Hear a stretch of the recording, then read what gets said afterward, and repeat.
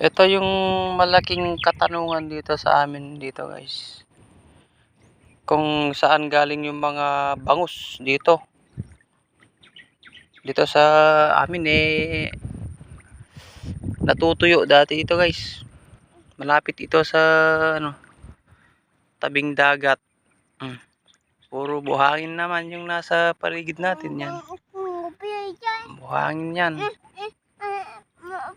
Ang tubig dito ay yan, tubig ulan ito, guys. Pero ang daming bangus yan. Bangus yan, guys, na maliliit. Ang tanong, kung saan galing mga to? Bakit ang dami dito pa?